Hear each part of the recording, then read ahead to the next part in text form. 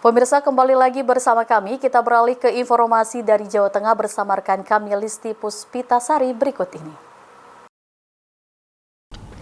Baik, terima kasih. Kita beralih ke Jawa Tengah kembali bersama saya Listi Puspitasari. Mengawali berita pertama dari Jawa Tengah, pemirsa. Para santri Masjid Nurul Salam diajak pimpinan ranting Aisyah Potroyu dan Jepara Tadabur Alam di Pulau Panjang, Jepara. Tadabur Alam ini dilakukan penuh riang gembira dengan berbagai permainan. Pimpinan ranting Aisyah atau PRA Potroyu dan Jepara bersama santri Nurul Salam melaksanakan Tadabur Alam di Pulau Panjang, Jepara. Kegiatan ini merupakan peristiwa penting bagi santri untuk menambah semangat mengaji, belajar berbagi, dan bersenang-senang mengenal pariwisata lingkungan Jepara yang begitu indah. Tidak perlu keluar ongkos yang banyak, mereka bahagia menikmati indahnya alam ciptaan Allah.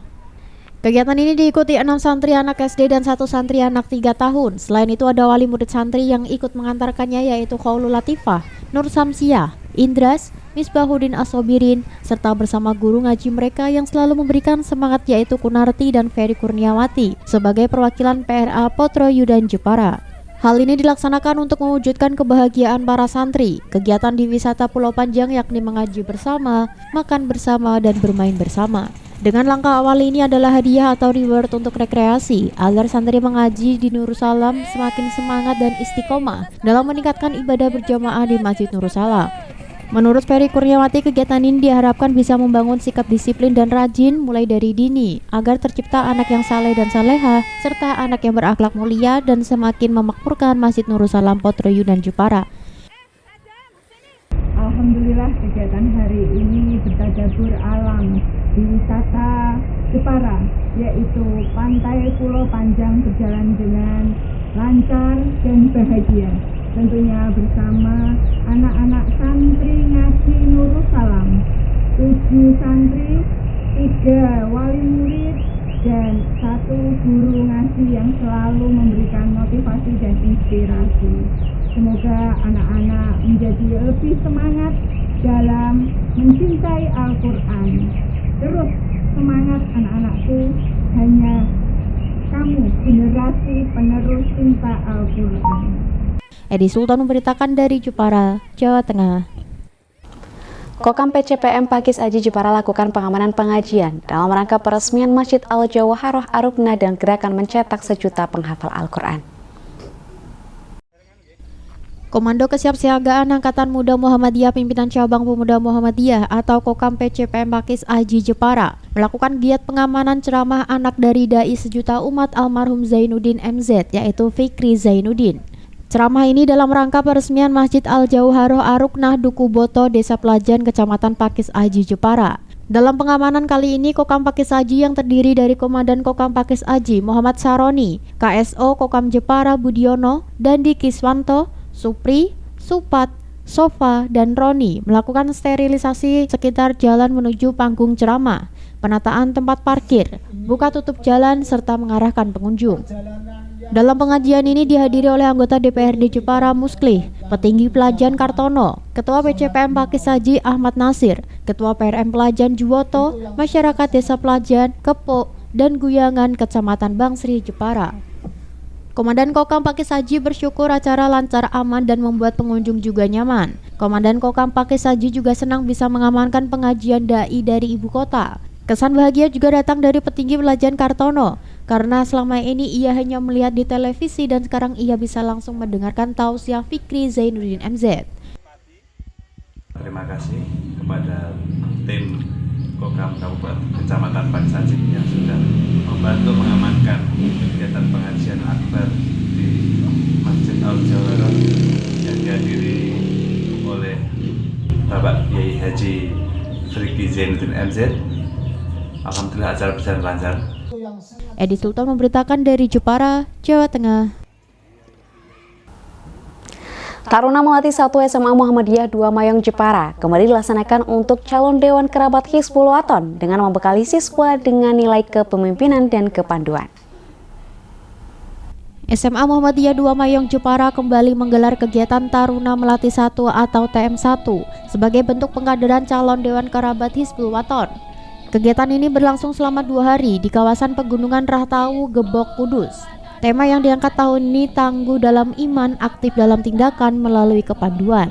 Apel pembukaan dilaksanakan secara khidmat dan dipimpin langsung oleh Kepala SMA Muhammadiyah 2 Mayong, Heri Toto Wiono.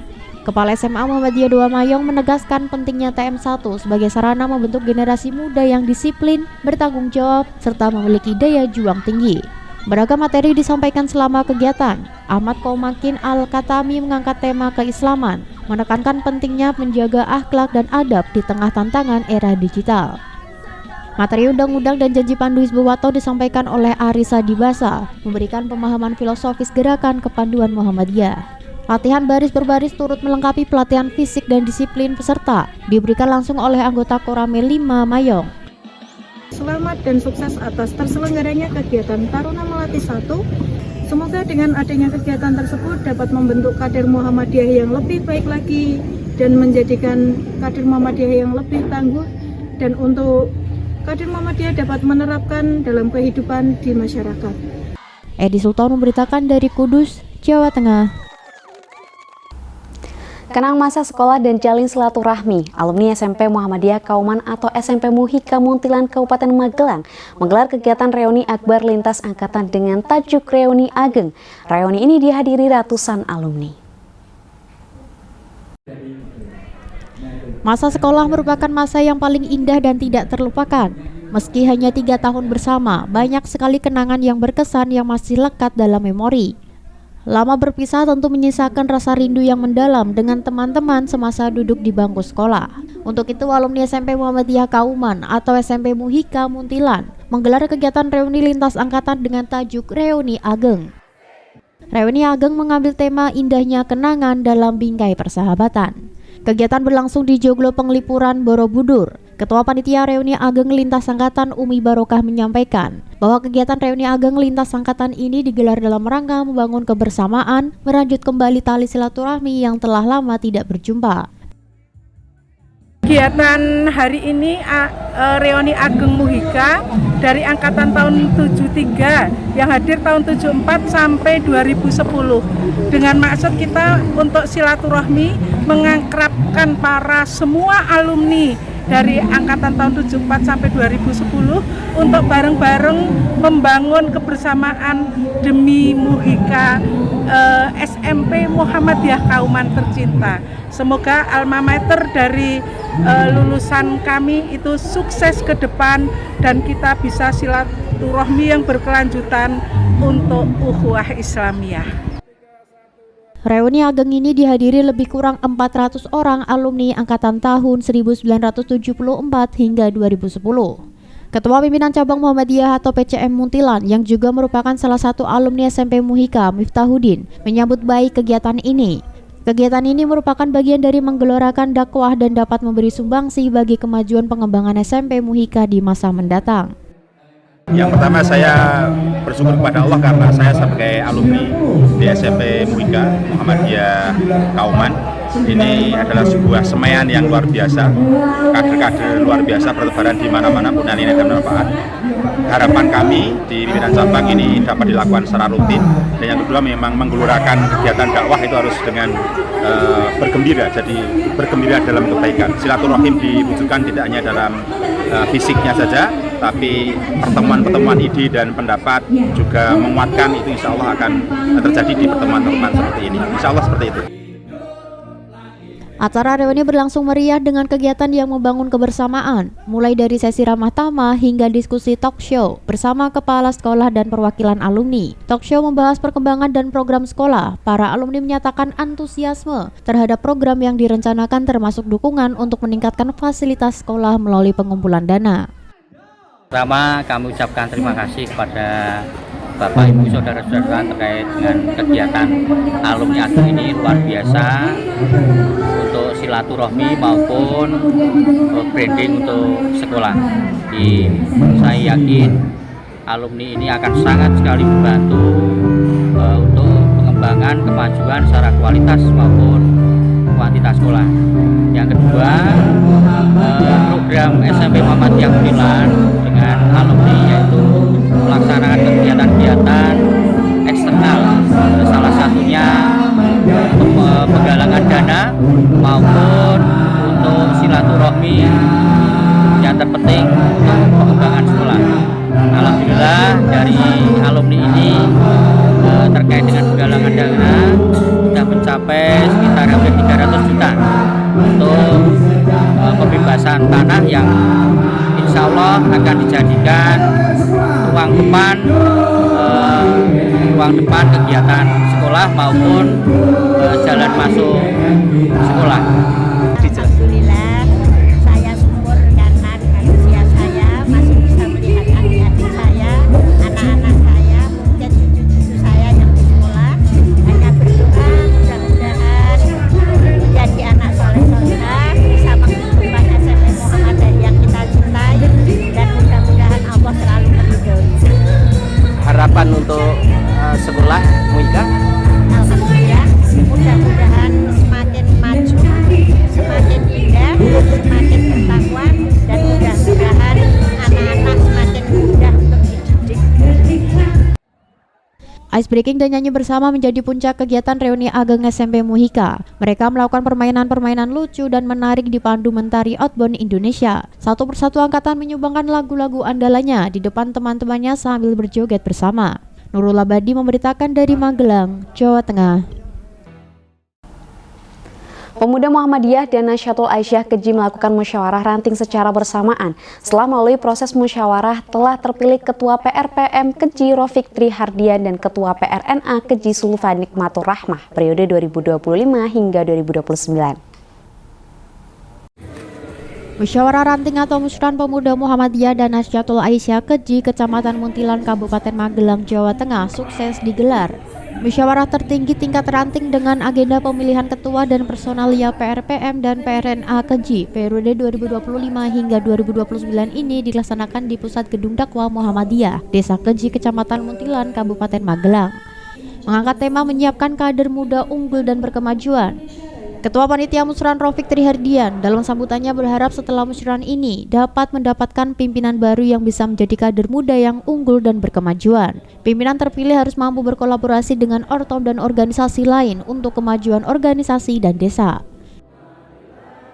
Harapan kami dari panitia setelah penyelenggaraan musyawarah pimpinan ranting pemuda Muhammadiyah dan Nahdlatul Aisyah ini dapat mendapatkan pimpinan-pimpinan yang baru yang bisa menjadi kader muda yang unggul dan berkemajuan khususnya untuk Desa Keji dan bisa memajukan di Desa Keji bersama Desa Keji. Harapannya kami mengundang pemuda Ansor dan Fatayat agar bisa berkolaborasi antara pemuda Muhammadiyah dan Nahdlatul Aisyah bersama pemuda Ansor dan Fatayat di Desa Keji. Harapannya bisa memajukan desa ini dengan organisasi-organisasi dan ortom-ortom yang ada di Desa Keji. Kegiatan pembukaan musyawarah dihadiri Ketua PCPM dan PCNA Muntilan, Ketua PRM dan PRA Keji, Ketua PRPM dan PRNA Keji, Kepala Desa Keji, Ketua Pengurus Fatayat dan Ansor Desa Keji, serta ratusan jamaah pengajian Ahad pagi Desa Keji. Dalam sambutannya, Ketua PRM Keji, Sujito, menyampaikan bahwa musyawarah merupakan salah satu kewajiban dalam berorganisasi. Sesuai ADART dalam memilih pimpinan juga melalui musyawarah, tidak sekadar bicara maupun penunjukan. Sujito mengajak para orang tua untuk meminta putra-putrinya menjadi kader organisasi. Musyawarah adalah suatu kewajiban organisasi dalam berorganisasi. Ada tradisi ataupun anggaran dasar rumah tangga bahwa proses pemilihan pengurus atau pimpinan melalui musyawarah. Apapun yang terjadi, prosesnya melalui musyawarah, tidak melalui tunjukan atau sekedar ngomong-ngomong sampean ketuane, sampean sekretaris dan sebagainya. Namun dengan proses pemilihan yang bertahap, monggo para orang tua, marilah kita sedekahkan putra putrinya untuk pemuda dan NA sebagai keberlanjutan dalam organisasi. Jangan sampai suatu saat ketika kita bilang kentekan kader, randuwe kader, kaderin padahal di rumah kita sendiri ada kader putra putri kita, maka hal yang terbaik adalah mengarahkan kepada putra putri kula panjenengan, wayah kula panjenengan untuk berhikmah di pemuda, di NA, baik di jamaah, di ranting, di cabang dan lain sebagainya, sehingga kemakanan dalam hidup berorganisasi akan terdidik, akan terbiasa. Musyawarah ranting dibuka oleh Kepala Desa Keji Siti Rahayuningsi. Kepala Desa Keji sangat mengapresiasi kiprah pemuda Muhammadiyah dan Nasyatul Aisyah Keji yang telah banyak membantu kemajuan desa selama ini. Salah satunya membantu membuat aplikasi pelayanan desa. Dalam musyawarah terpilih PRPM Keji periode 2025 hingga 2029 dengan Ketua Rofik Trihardian, Sekretaris Sidik Adi Prayoga, dan Bendahara Fadli Muzaki.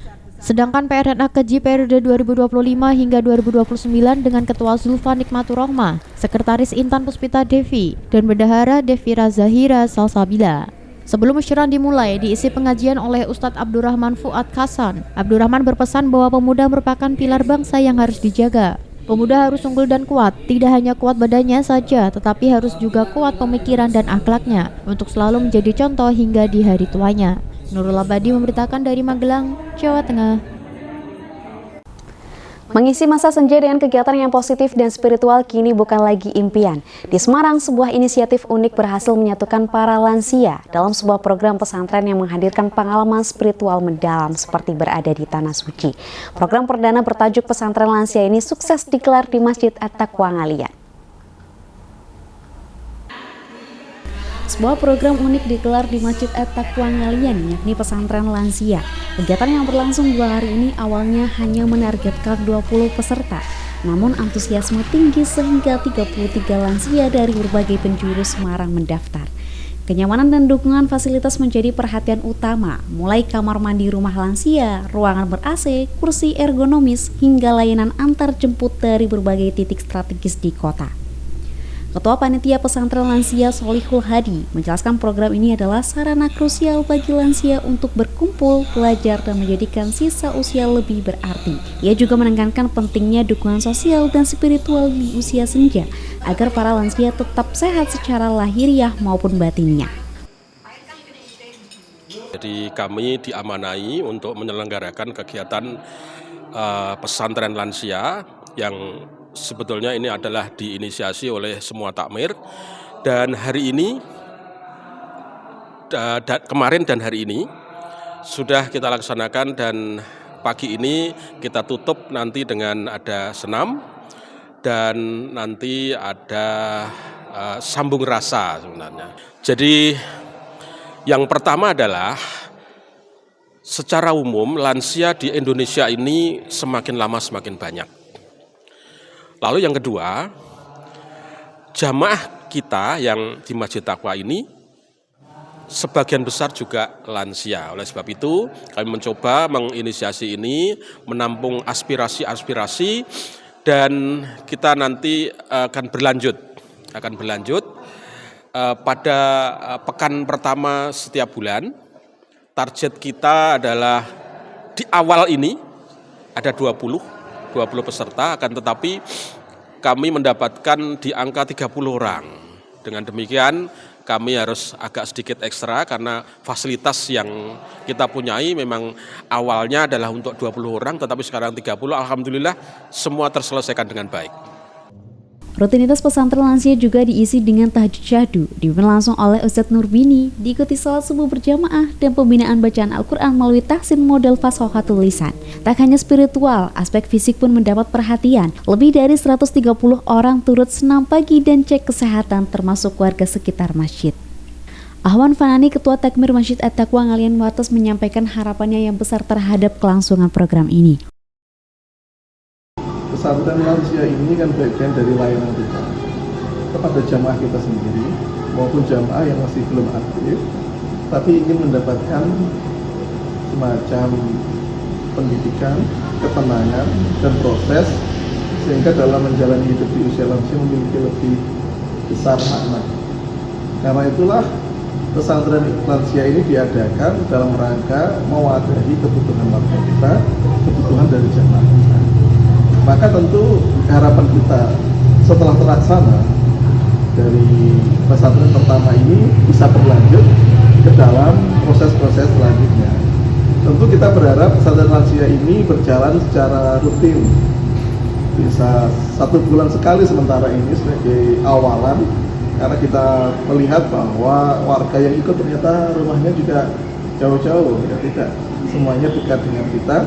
Maka ini semacam stasiun pengisian spiritual, pengisian semangat yang sifatnya bulanan, yang kita harapkan meskipun sekali tetapi punya kekuatan, punya makna, punya daya dorong untuk membuat Bapak Ibu yang ikut serta dalam acara ini semakin semangat di dalam hidup. Wakil Ketua PDM Kota Semarang Nurbini menambahkan visi besar untuk mendirikan pondok khusus lansia agar mereka bisa mukim dan belajar lebih mendalam serta mengadakan pesantren lansia rutin setiap pekan pertama bulan. Kedepannya kami berharap ini bisa dipertahankan, dilaksanakan secara rutin, bisa istiqomah, paling tidak sebulan sekali bisa dilaksanakan. Sehingga ini akan memberikan dampak yang baik bagi masyarakat, khususnya para lansia di dalam menimba ilmu, karena kami melihat dan merasakan ya mereka butuh, para lansia ini butuh untuk beribadah, adalah media yang bisa dijadikan sebagai sarana untuk beribadah, mendekatkan diri kepada Allah Subhanahu wa taala, untuk mempersiapkan diri ya untuk mudah-mudahan husnul khotimah. Sehingga ini perlu ditingkatkan, perlu dipertahankan, dilaksanakan secara istiqomah. Dan nanti ke depannya tentunya kami berharap ada pondok pesantren lansia yang mukim, sehingga para senior ini, para lansia ini bisa mondok di pondok pesantren lansia. Dengan semangat belajar tanpa batas usia, pesantren lansia At-Taqwa Ngalian menjadi ruang spiritual penuh berkah yang menegaskan bahwa masa senja bisa diisi dengan ilmu dan kebersamaan signifikan. Panitia berencana menyelenggarakan pesantren lansia rutin setiap akhir pekan pertama setiap bulannya. Riki Aprianto memberitakan dari Semarang, Jawa Tengah. Pengajian Ahad pagi di Masjid At-Taqwa PRM Pedurungan Lor kini bukan sekedar ruangan spiritual, melainkan epicentrum sosial dengan layanan kesehatan dan kajian bermakna bagi masyarakat umum. Halaman aula Masjid At-Taqwa Pedurungan Lor penuh aktivitas sejak pukul 6.30 waktu Indonesia Barat. Jemaah tampak antusias mengikuti pemeriksaan gula darah, kolesterol, asam urat, dan tensi, bagian dari visi masjid sebagai pusat pelayanan komprehensif masyarakat. Sekretaris PDM Semarang Suparno menyatakan bahagia ketika melihat layanan masjid bukan hanya rohani, tetapi juga fisik bahkan untuk masyarakat umum. Ya, yang pertama tentu tanggapan saya ya sangat mengapresiasi ya, karena alhamdulillah untuk di cabang Pedurungan itu kan tidak hanya satu titik. Jadi paling enggak itu ada beberapa titik lah paling enggak itu ya setiap hari Ahad, sehingga memang kita tahu jumlahnya enggak sebanyak di tempat yang lain ya, karena memang ada banyak titik itu ya. Nah tentu harapan kami sebagai Sekretaris PDM selain nanti kita bisa menambah jamaah ya, artinya kan jumlah kepala tambah banyak, juga kan kita kan pasti isi kepala tambah banyak juga. Tapi kembali kepada fungsi masjid. Jadi selama ini kan masjid itu hanya sebatas sebagai pusat ibadah ritual ya, kayak ngaji, sholat, kajian dan sejenisnya ya. Saya harap ke depan ya, walaupun sekarang udah tapi perlu ditambah lagi, masjid sebagai pusat ibadah sosial. Artinya bagaimana keadaan masjid di Pedurungan ini mampu memberikan dampak sosial kepada masyarakat sekitarnya. Dan tidak hanya terbatas bagi warga Muhammadiyah, umat Islam pada umumnya, bahkan umat non-muslim sekalipun. Sehingga keberadaan itu betul-betul manfaat gitu loh. Konsep ini didukung juga oleh Ketua Takmir PRM Pedurungan Lor Umar Ma'ruf yang menegaskan integrasi antara kajian, pelayanan, kesehatan, dan tahsin Al-Quran sebagai strategi memakmurkan masjid. Dan kegiatan yang kita lakukan selain ini kan memang kita setiap Ahad pertama ini ada pengobatan gratis.